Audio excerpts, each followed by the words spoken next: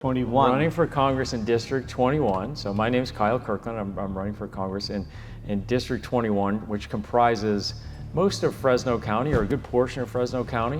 What prompted you to run for Congress? You know, I'm not a career politician. As you've seen, I'm a business person. I own properties and I give back to the community.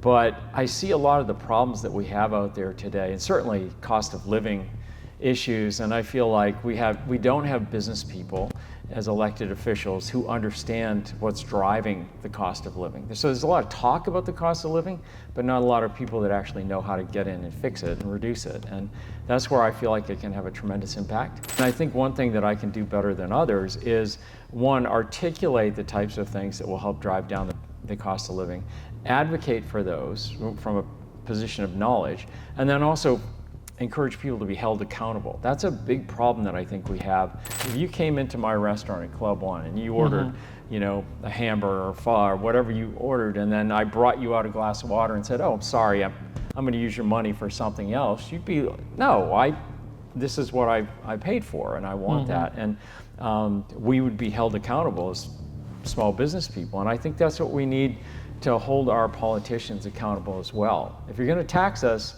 you're going to fix the things that you said you were going to fix. ਸਤਿ ਸ੍ਰੀ ਅਕਾਲ। Punjabi radio USA, Punjabi TV USA ਦੇ ਉੱਤੇ ਆਪ ਸਭ ਦਾ ਸਵਾਗਤ ਹੈ। ਅੱਜ ਮੇਰੇ ਨਾਲ ਸਟੂਡੀਓ ਦੇ ਵਿੱਚ ਜੁੜ ਬੈਠੇ ਨੇ ਕਾਇਲ ਕਰਕਲੈਂਡ। ਇਹ ਕੈਲੀਫੋਰਨੀਆ ਦੇ ਡਿਸਟ੍ਰਿਕਟ 21 ਦੇ ਲਈ ਕਾਂਗਰਸ ਦੇ ਲਈ ਰਨ ਕਰ ਰਹੇ ਆ ਤੇ ਇਹਨਾਂ ਦੇ ਨਾਲ ਅੱਜ ਆਪਾਂ ਗੱਲਬਾਤ ਕਰਾਂਗੇ ਕਿਹੜੇ ਇਸ਼ੂਜ਼ ਦੇ ਉੱਤੇ ਰਨ ਕਰ ਰਹੇ ਆ, ਕੀ ਇਹਨਾਂ ਦੇ ਵਿਚਾਰ ਨੇ, ਕਿਵੇਂ ਇਹ ਸੋਚਦੇ ਆ ਵੀ ਅੱਗੇ ਇਸ ਸਿਚੁਏਸ਼ਨ ਨੂੰ ਬੈਟਰ ਕਰ ਸਕਦੇ ਆ ਵਾਸ਼ਿੰਗਟਨ DC ਦੇ ਵਿੱਚ। Welcome to the show, Mr. Kyle Kirkland. How are you? Good. Thank you for having me.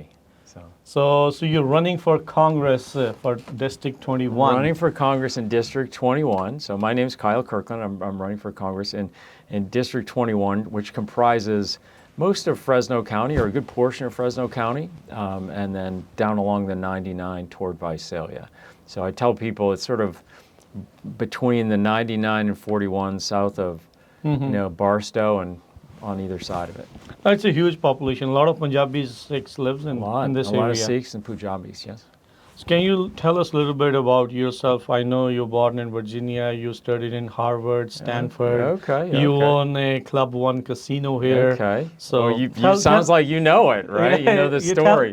Tell me something. So yes, something more. Okay. Well, as you pointed out, I was born in Virginia. I grew up back east, and then I came out to California in the late 80s to go to grad school, actually in 1986. So I've been out here about 40 years. I graduated from Stanford Business School, and then I was in Los Angeles in the finance business for a long period of time, and I was in the music business. That's what I was known for before I came up here to the Central Valley. In 2008, I came up to Fresno to own and operate Club One Casino and get in the gaming business, and I've been here ever since. So I've made this my home, and now I'm running for Congress to represent it. What prompted you to run for Congress? You know, I'm not a career politician. As you've seen, I'm a business person. I own properties and I give back to the community. But I see a lot of the problems that we have out there today, and certainly cost of living issues, and I feel like we don't have business people as elected officials who understand what's driving the cost of living. So there's a lot of talk about the cost of living, but not a lot of people that actually know how to get in and fix it and reduce it. And that's where I feel like it can have a tremendous impact. And I want to do it. So anytime whoever runs for any position, they have ideas, and then there is something which you can actually do. What do you think you can actually do about the ideas you tell us? Yeah, well, so I'm a business person and I solve problems, right, in my day-to-day, and I'm accountable for that, right? I can't just ignore a problem and push it off to the next generation. And I think one thing that I can do better than others is, one, articulate the types of things that will help drive down the cost of living, advocate for those from a position of knowledge, and then also encourage people to be held accountable. That's a big problem that I think we have in California and the United States. We don't have a revenue problem. We have a cost and spending problem where we're not, taxpayers aren't getting the value. A lot of waste. A lot of waste, as we've seen, fraud, waste. People aren't getting value. Or gas taxes, we have the highest gas taxes in the nation, but the 99 looks like a hiking trail. I mean, you know, so many in the sea community are in the trucking business and transportation, and certainly you look at, you know, what we're paying for diesel and gas and fuel and the amount of taxes, and yet our roads are substandard. It's like, no, we need to be held accountable, and we need to hold politicians accountable for that. So, How do you think you can achieve that?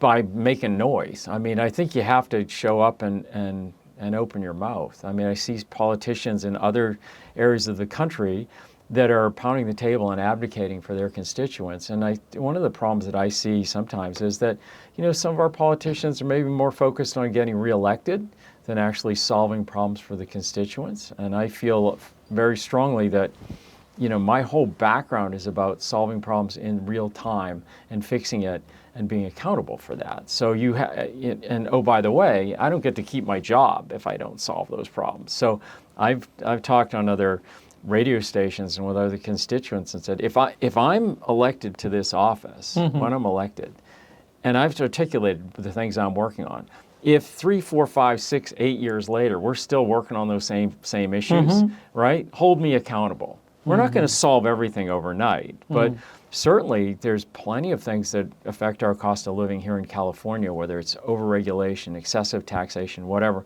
that affects the cost of living of real people when they're gas, diesel, home prices, insurance, everything. But like the state tax, it's a state tax issue. Like how, as a federal congressman, you can impact that? Right, but all politics is local, right? And if you know, it's my responsibility to be taking the platform, the pulpit, to like argue that we need to be getting state taxes down, or at the very least, being held accountable for, you know, if I'm paying the highest taxes in the nation, I should look and see the value in the roads, right? And if we're not doing that, if you came into my restaurant at Club One and you ordered, you know, a hamburger or pho or whatever you ordered, and then I brought you out a glass of water and said, "Oh, I'm sorry, I'm going to use your money for something else," you'd be, "No, this is what I paid for, and I want that." And we would be held accountable as small business people, and I think that's what we need to hold our politicians accountable as well. If you're going to tax us, you're going to fix the things that you said you were going to fix.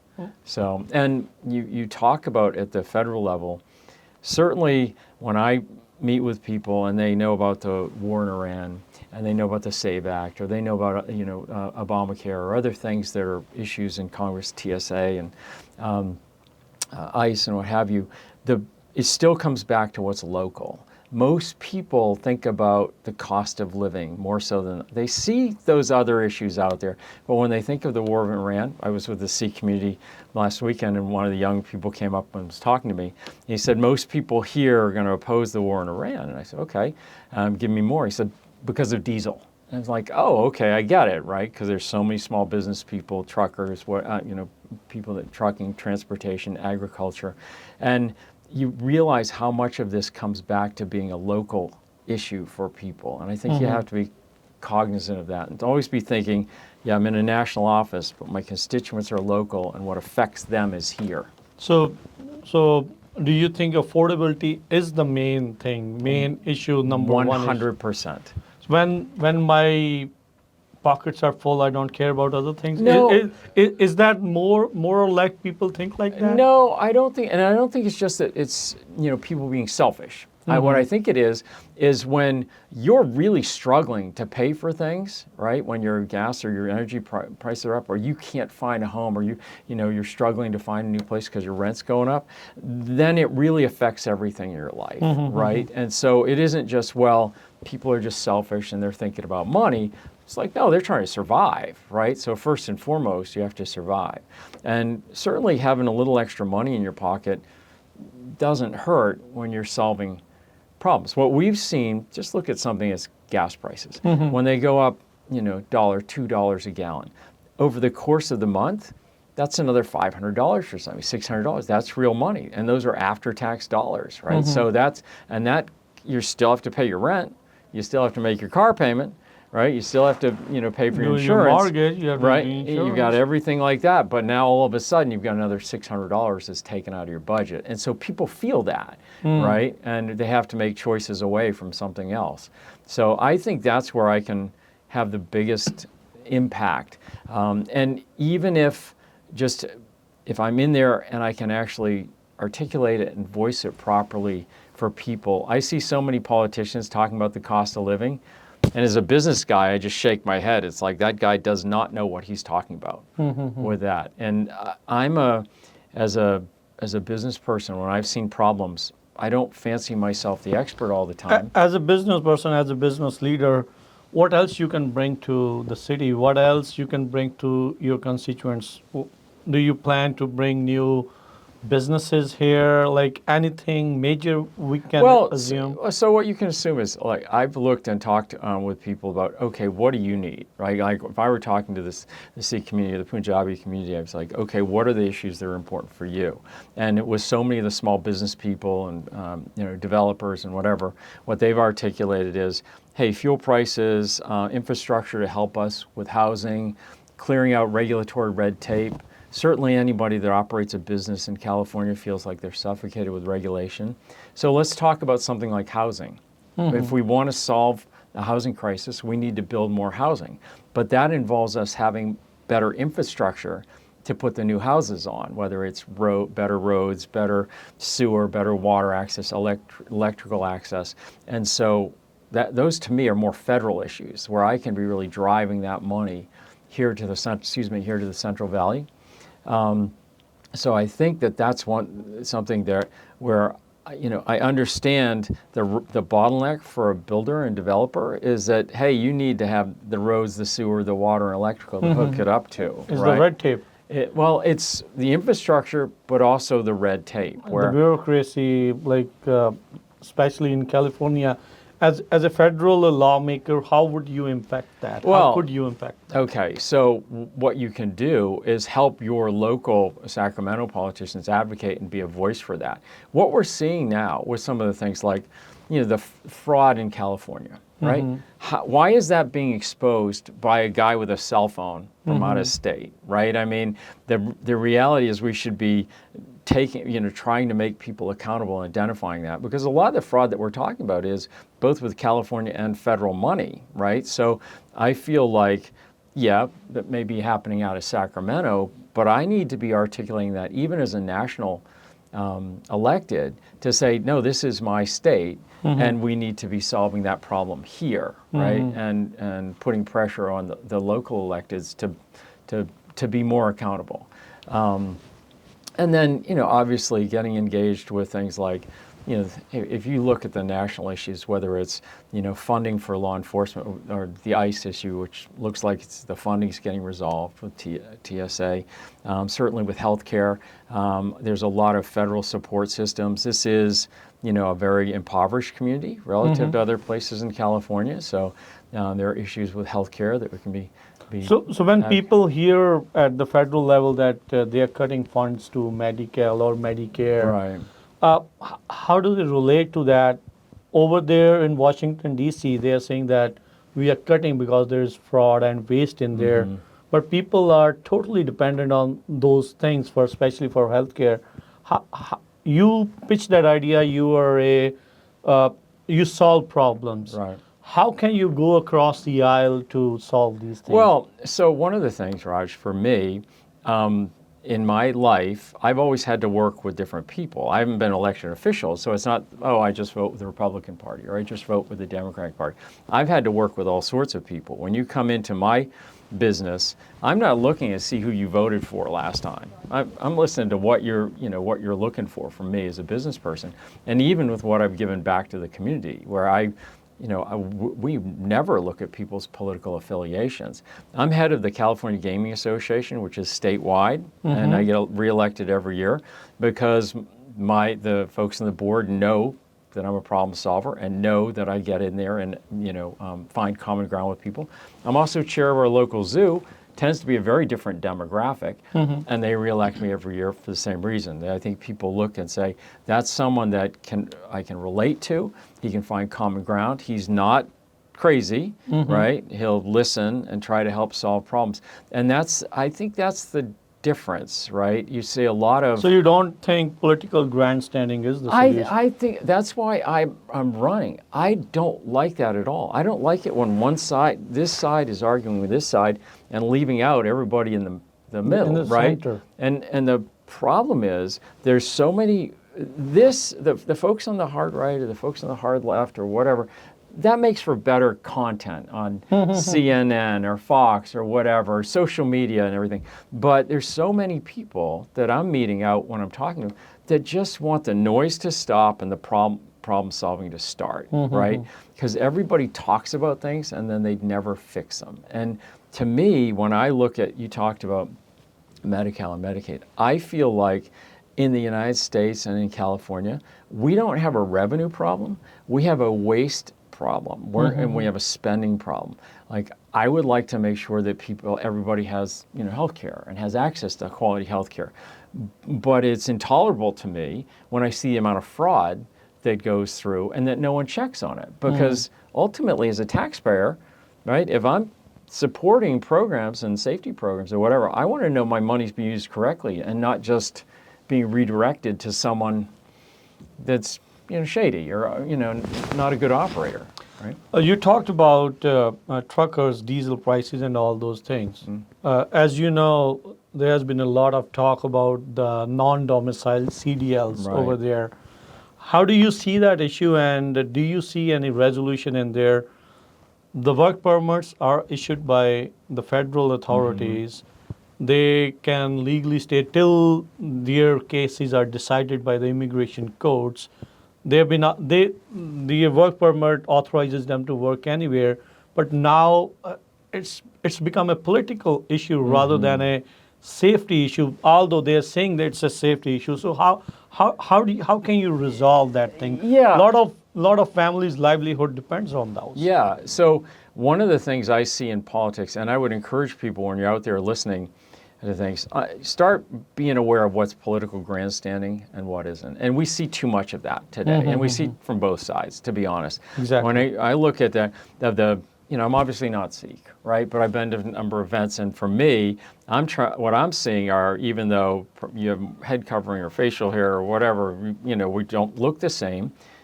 Our issues are kind of the same in terms of We live in the same community. we live in the same community. We're both human beings. We're both, We have the same small rights. business, right? we have to shop. We shop in the same stores or some of the same stores. And I think that what I'm seeing is on issues like that, it's too easy to take one particular issue, a tragedy in Florida, a tragedy somewhere else, and blow that into, okay, now it's a problem for everybody. And I think you have to be careful that there's a lot of overreaction that we see in politics.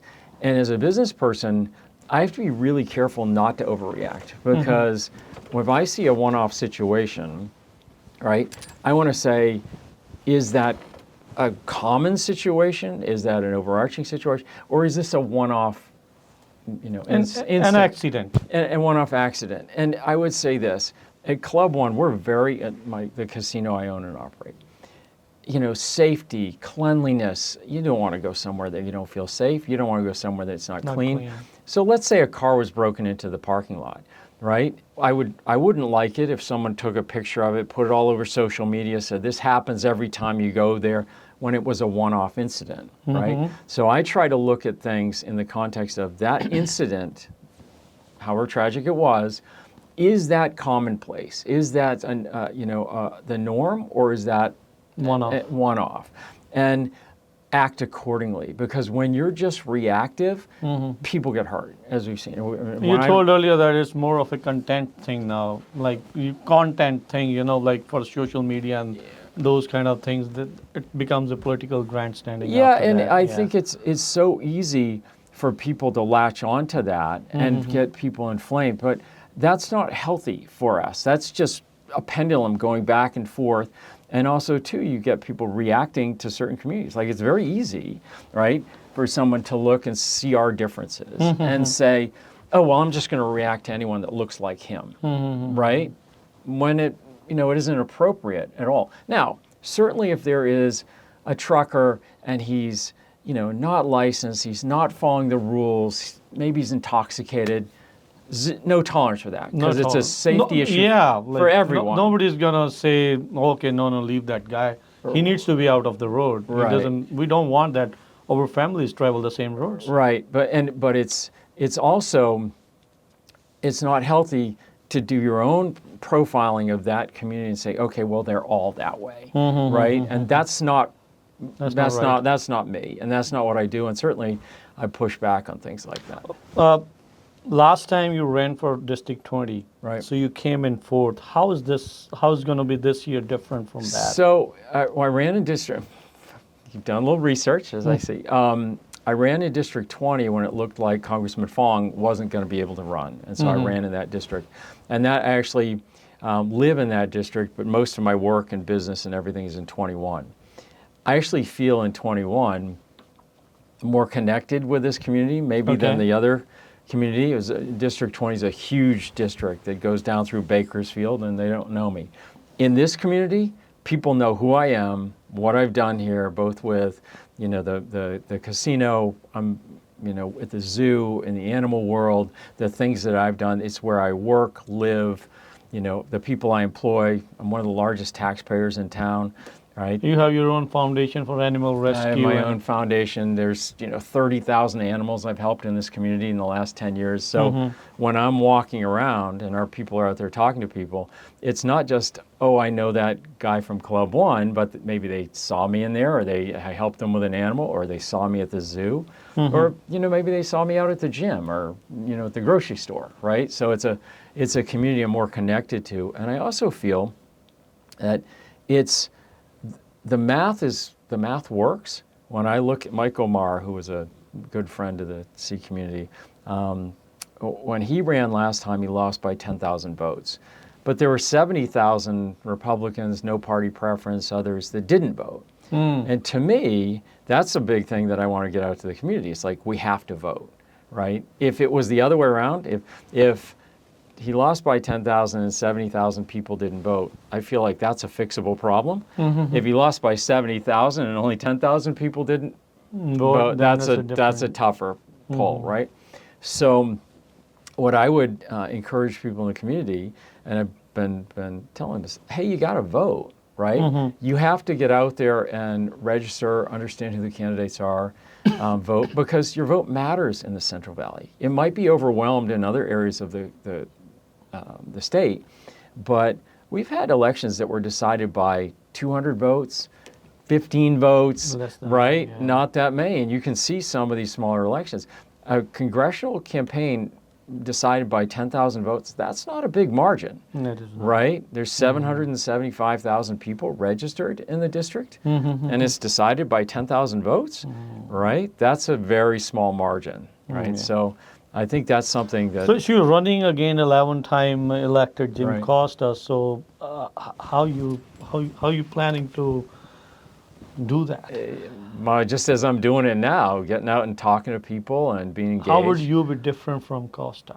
I don't like to talk bad about the other people. I talk about what I'm doing, but I will tell you, I can tell you for a fact, I'm more action-oriented, more business-oriented. I have a better problem-solving approach, and I look at Jim and I know him. I've met him and socialized with him at other functions. He's very good at getting reelected. He's very good at in some areas where he's dealing with some constituents. But when I look at the fundamental problems that we're facing today in the Central Valley, cost of living, water, immigration, whatever, and I think in the last 22 years those haven't improved very much, right? And candidly, if I'm in a position and the fundamental problems that you're facing aren't improving, you should be looking for my successor, right? So I feel like that's the issue. If you say to yourself, hey, I'm demonstrably better off today than I was, 2 years, 4 years, 20 years ago, okay, all right, look at that for yourself. But if you're looking at the problems that are out there and you're not sure, one, who your congressperson is or what they're working on, and what their priorities are, then ask yourself those hard questions. Is this person representing me, or are they representing themselves? A huge population over here is farming related to ag. What are your plans for them? Well, so the water thing, that's an issue with how much irrigation water they can get, especially federally. Right. So what are your plans for Well, that? what you've seen is the Trump administration, they've actually released more water from Bureau of Reclamation. But I think we have more storage facilities. Certainly need to improve the storage facilities, need to improve the distribution facilities. And my friends that are in agriculture, the big thing that they're concerned about is the consistency of having water. You can't grow much if you don't have it. And certainly as a business person, planning, right? It can't just be, well, it rained this year so we can grow, right? You need to be able to have a consistent flow of that. And that's one of the things, as a business person, I understand that better than most, because if I'm investing, right, in my business and hiring and everything, I want to be able to know with some predictability year to year what I can do, right? And so I think advocating for more storage, advocating for more consistent policies, certainly helping deregulate part of the water where too many of our environmental policies are being weaponized, right? I've met a lot of people in the Sikh community, in the Punjabi community, very respectful of the environment, very respectful of animals and Mother Nature, not really in a hurry to destroy it, right? But when you look at how some of our environmental policies have been put in place, it's being weaponized to prevent development, to prevent new homes, to prevent water use by agriculture, and that's not how those were intended. They were intended to help Mother Nature not be pushed to the limit by an attorney to prevent a grower or a builder from providing their products. This district leans Democrat, as you Of course. told that Jim has been elected 11 times over Right. here. So what are your plans for primaries? And if you go to November, so what are your plans to shift it? Okay, so in the primary, right, I'm trying to get people out to vote. And, I don't, I'm a Republican, and, I think I align with a lot of Republican values and conservative issues.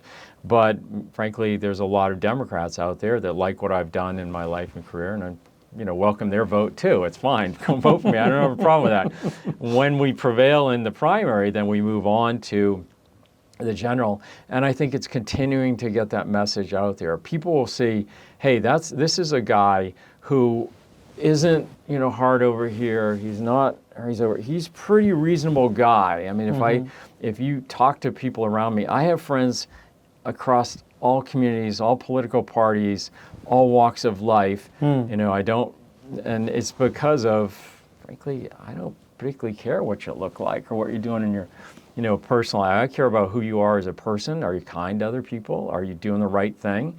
I believe in our economy, right? And I believe in hard work. I believe in, the American dream, and that it still does exist.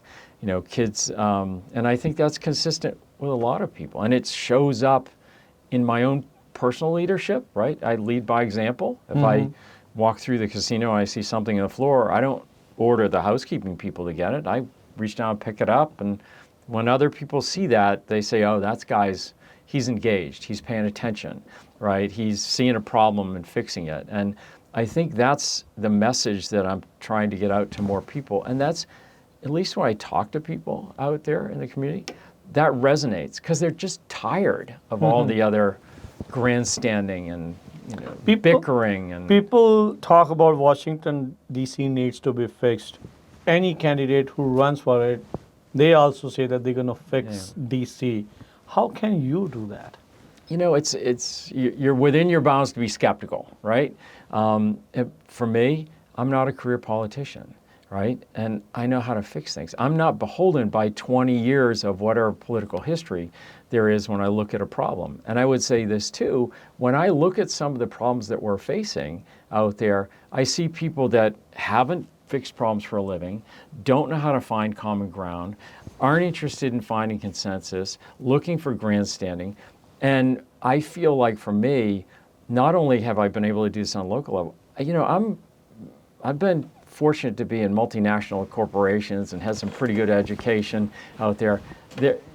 I look at some of the issues and someone can say it's complex. It's like, it's not that complex. If you know how to break down a problem, you go out there and, I'm smart. I do the work. I actually read things, right? You can possibly imagine that, right? A politician reading. Right? It's incomprehensible, right? Yeah, it's a good thing. So the difference is, I'm taking a work ethic that's driven by personal accountability and solving problems for people and being, to create value, right? Not just to get reelected. And I think that's I also have I feel like every job I've had and every position I've had is one where I've gone in and not necessarily been the expert, but I listened to the experts. I don't know a lot about the Sikh community until I started hanging around with Sidhu and going to events and trying to listen and say, okay, what's important to these folks. One more thing I would like to ask you, transnational repression. Sikhs have been persecuted in India for being Sikhs over there. Right. And we recently saw Indian spy agency agent tried to assassinate, he was giving money to some undercover DE agent, that's how he was caught, to kill a Sikh activist. He pled guilty to all his charges. There are certain resolutions which are pending in Congress about transnational repression. What do you want to your Sikh constituents who are living in your constituency that you will be standing up for them?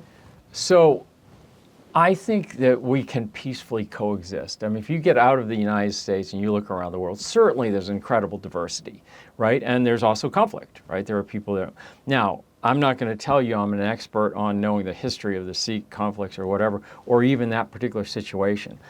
But I am vehemently opposed to people taking, action against other people just because of who they are and what they think they are, right? So anyone that's out there that knows me knows that I don't like violence against other people. I'm a law and order guy. I expect other people to follow the law. I have to. I'm licensed. I got to follow the rules and regulations.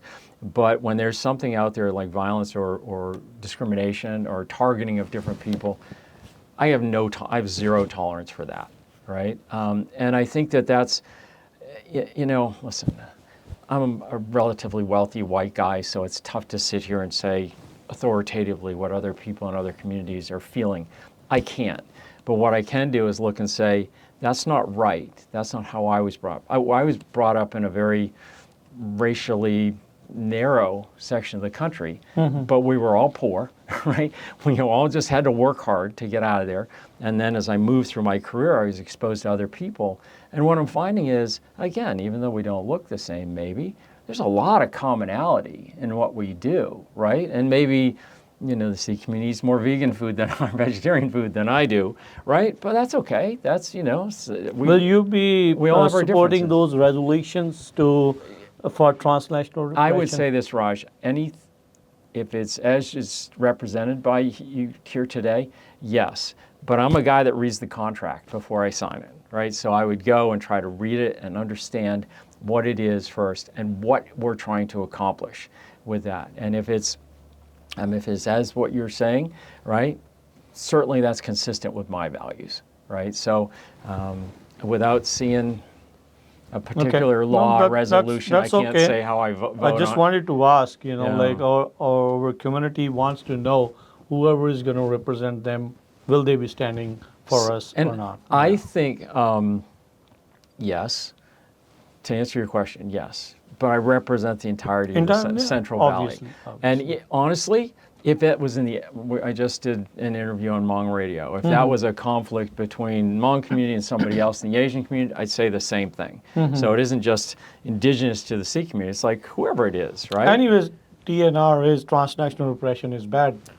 Other countries coming to your country, questioning your sovereignty, America's sovereignty, trying to kill a U.S. citizen. Right. Yeah, that's absolutely wrong. It's not tolerable. It's not. And I feel like a lot of what we're seeing today with social media really getting some people wound up. And I think as an elected official, you have to be cautious of that, right? Like, you can't just keep hyping people up, right? I mean, certainly you want to get people excited for your causes, but, you know, there's a lot of people out there that need some boundaries, right? And, you know, and that doesn't mean everybody's always going to get along, but certainly when it degrades to the point that you're talking about, that's, that doesn't work for anyone. And what are your plans for law and order? Like, we have seen the situation here in California, smash and grabs, a lot of looting.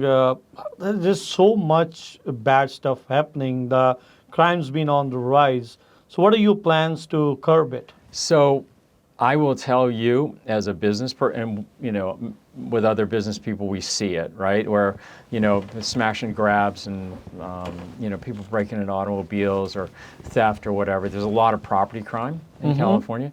I think a lot of that is coming out of our policies in Sacramento. We've been way too soft on crime, right? We have an AG, an Attorney General, that is more inclined to go after Kia and Hyundai because their catalytic converters are easier to steal than going after the guy stealing the cars, right? And for me, I look at that and say, listen, I can feel badly for someone that's trying to feed their kids, but I don't. There's no scenario where you need to do a smash and grab at the Apple store to feed your kids. That's just unacceptable, right? And I feel strongly that we're a nation of laws. We follow the laws, whether it is, you know, with respect to property crime, whether with respect to immigration, what have you. The idea is, hey, listen, they are here for a reason, and oh, by the way, right? Everything's available, if you're willing to work and put the time and energy in and work hard for it, it's available for you. Majority of the people are doing that. What? Sorry? Majority of the people are doing that. The majority of the people are doing that, and what's happening is when we're soft on crime or when we're not enforcing, then guess what? When that guy breaks into your car and police don't show up, and then you file online and then you file the insurance claim, even if you pay it yourself, insurance rates go up, and it affects you. It affects your cost of living, right? Crime, you know, being soft on crime affects the cost of living because you're not going to drive around with a broken window. As we're seeing with the insurances over here, everybody is going out of California. You're right. They're leaving. And the problem that we have here is that if you look in Sacramento, and again, I'm going to a national office, this is a Sacramento issue, but for whoever's elected, if they're not pounding the table and saying, our people need more insurance options here. If you own a home, right, and you have a mortgage, you need insurance. And if you only have one or two choices, where do you think pricing is going to go?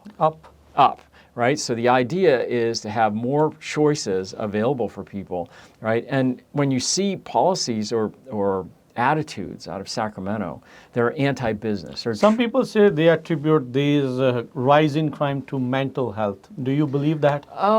Well, again, I would want to see the data on that. I'm kind of a numbers guy. Hey, what's really driving this?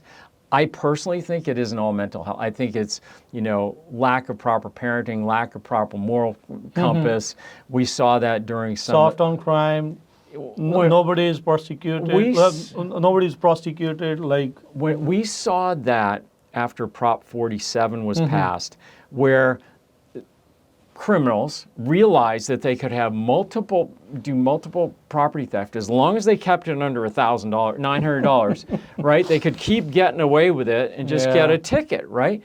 You can't do that. If someone feels like, oh, no problem, I can go break into this guy's car, steal what he has, as long as I don't take too much, right? I can come back again, and I can come to the next day and next. It's like, you don't have to be a genius to think about where that's going. And that's one of the things I was telling people in terms of accountability. Even with our laws and our regulations and what we put in place, we need to have sunset clauses where we're looking every 2 years or so and saying, is this working? Is this doing what we intended it to do? Is this policy, you know, serving the people? Or is it just, does it have unintended consequences like rewarding criminals for multiple crimes, right? You know, I don't break into cars and steal things. I don't want to do property crime against people. I don't, you know, that's not where I am and I grew up. And we grew up poor, right? I came to California with $700 in my pocket. You know, it's like, and I had to work to get myself to where I wanted to be. And I feel like that's still available to people, right? And, you know, those that don't want to do that or want to take from others that are trying to work hard and trying to do the right thing, I don't have tolerance for that. Thank you very much, Mr. Kirkland. You came to the studio. You talked with me. I hope a lot of questions got answered for our viewers and our listeners. Anything else you want to say in the end? I would just say I really appreciate you having me on the program. Also, too, if you want to know more about me or the campaign, go to kirkland2026.com. I encourage people, send me an email, KYLE@kirkland2026.com. If someone has a question about where I stand on something, I'll try to be as candid as I've been here. Certainly come out and get involved if you'd like. But more than anything, I would tell all of your constituents, get yourself educated, get out and vote, make sure you're registered, make sure you vote. Nothing is going to change unless we take some action. Thank you very much, Mr. All right. Kirkland. All right, Raj. I appreciate it. Thank you for your time.